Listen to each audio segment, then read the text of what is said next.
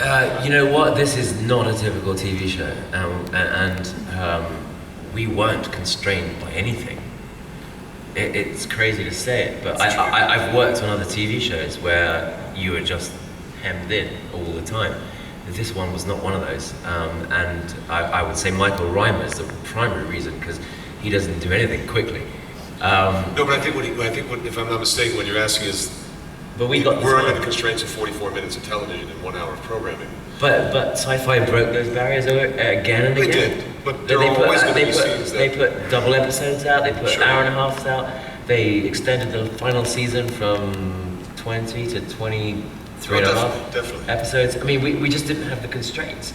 So much so that when we did 17th Precinct, Ron and Michael kind of assumed that NBC would give them an hour and a half. And they wouldn't. So they cancelled it because it didn't quite make sense in the 42 minutes. You know, we were crazily privileged. But there are always instances where scenes, the recollection you have of shooting the scene and what you see that makes the final edit can be dramatically different. Of course. But there are, you know, you might spend 4 hours on what boils down to 14 seconds of airtime, and to be in that place. I remember one scene in particular very specifically is after Anders discovers that Starbuck has died and gets completely shit-faced drunk.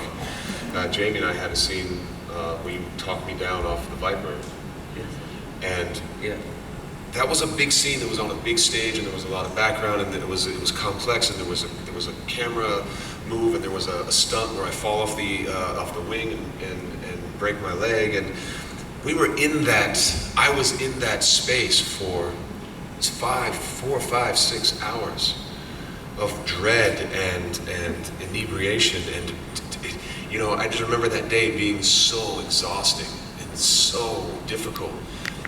And you watch it, and it boils down to a scene that's largely 30 seconds, and you're like, fuck. It seems so much more, it took so much longer, and then you see it go by, and it's still very effective, and it has its place, but that sometimes is a bit shocking to see something edited so concisely, and you remember it in your mind as being this, you know, marathon session. So, yeah, it happens.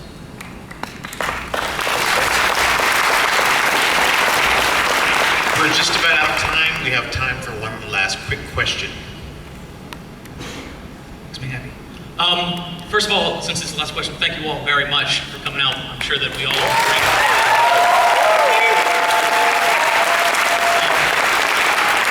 my question ties back in to what you were commenting on a moment ago, Richard, about the first 4 hours of the reimagining. The way that the series seems to get its hook into the audience is that human beings didn't really understand, especially Americans, didn't really understand what it meant to be attacked. And September 11th kind of bled into the miniseries, and then also 33 with the constant chasing of the silence. I was wondering if any of you have ever worked on anything that was so hinged around an actual historical event.